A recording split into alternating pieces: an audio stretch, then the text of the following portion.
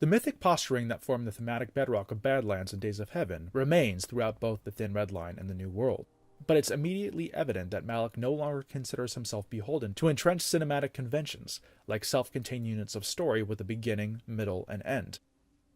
Instead, we are treated to suggestive, fleeting moments that harken back to the ideological purity of Sergei Eisenstein's pioneering theories on Soviet montage, whereby it's in the manner in which shots are strung together, rather than the images themselves, that gives a scene meaning.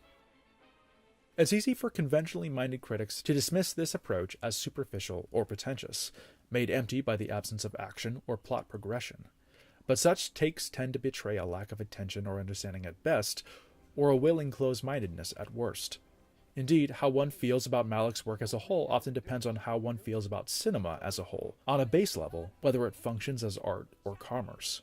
The Thin Red Line and The New World posit that cinema can be both, leveraging their Hollywood-sized budget and historical epic frameworks to convey intimate, abstract ideas about man's place in the natural cycle of life, death, and rebirth. The creation that surrounds the film's narratives, lush backdrops, colorful wildlife, the eloquent cadence of the character's innermost consciousness and self-awareness, is all-encompassing. No individual part is more important than the other. Man, and the natural environment that surrounds him, is simply part of one larger and interconnected cosmic soul. Malick's evocative cutaways illustrate this conceit, painting a larger portrait of the devastation that warfare and imperialism brings to this soul with no more complex an image as a wounded bird trying to stand on its feet in the trampled brush, or a woman standing in a scarred clearing piled high with felled trees. As mentioned before, The Thin Red Line was made and released at the same time as Saving Private Ryan. The two works, even to this day, are locked into something of an eternal competition, their shared subject matter inviting constant comparisons that seek to identify the quote-unquote better film. Such debates tend to miss the point, as their differences extend far beyond which theater of the war their respective stories take place in.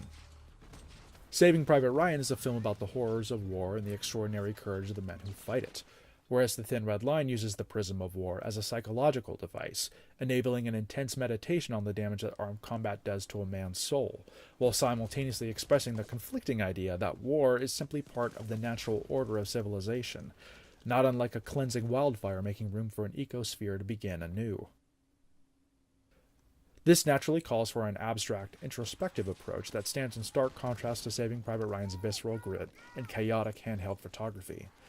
Indeed, Malick's depiction of the Japanese forces, the so-called enemy, is just as compelling and humanely oriented as his treatment of the Americans. At first, they aren't seen at all, belching out a fusillade of bullets from their vantage point high up on the hill. They are, in effect, an unseen force, lethal in nature. As we push forward with the American perspective, we get closer and closer to the Japanese. Shapes turn to silhouettes, then to recognizable human features. What was once a seemingly supernatural, unstoppable force is revealed to be fallible, fragile, terrified. In other words, human. The same strain of soulful, somewhat agnostic spirituality that marked Badlands and Days of Heaven brings an added resonance to The Thin Red Line and The New World's respective sense of natural interconnectedness. With The Thin Red Line, Malick blends core ideas from the spiritual traditions of both Eastern and Western faith systems, invoking a higher power through the primordial paradise of Guadalcanal and the gentle breeze constantly blowing through its dense foliage, or via images of American and Japanese soldiers alike fervently praying to their creators as they prepare for combat or lay dying on the battlefield. Similarly, The New World uses spirituality to illustrate not just the differences of each side, but their similarities as well. There's the earthiness of the Algonquian belief system, finding an all-encompassing divinity in the world around them, and the celestial loftiness of the English's Christian faith. Shots of characters enraptured by the sun-dappled radiance of the natural world are framed similarly to shots of towering cathedrals and stained-glass windows, suggesting the common spiritual thread between the two factions, a universal language that allows John Smith and Pocahontas to communicate with each other, despite the worlds of difference between them.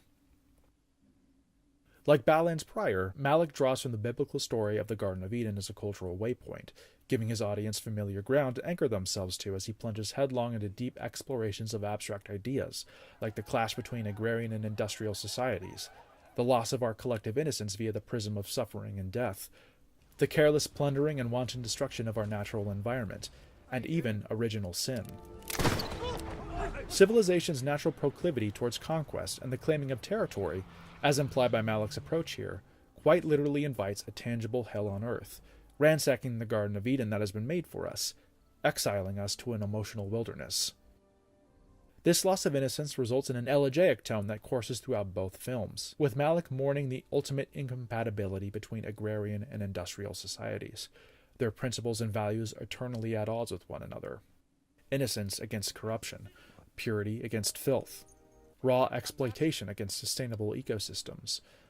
The thin red line and the New World's crystallization of Malick's key artistic themes make for an electrifying, profoundly resonant watching experience. They challenge us to watch actively instead of passively, all while preparing us for his subsequent expeditions into ever more abstract territory. 4 features and 30 years into his celebrated career, Malick had finally hit his stride, finding artistic reinvigoration through his development of a convention-shattering aesthetic and applying it to 2 sweeping historical epics in order to uncover the underlying humanity that drives them. If Badlands and Days of Heaven found Malick experimenting with the kind of director he wished to be, then The Thin Red Line and The New World illustrate a filmmaker discovering exactly who he is. Indeed, the process of making these films had unlocked something fierce and urgent inside of Malick, kickstarting an accelerated creative momentum that would thrust him headlong into his most prolific and radical phase yet.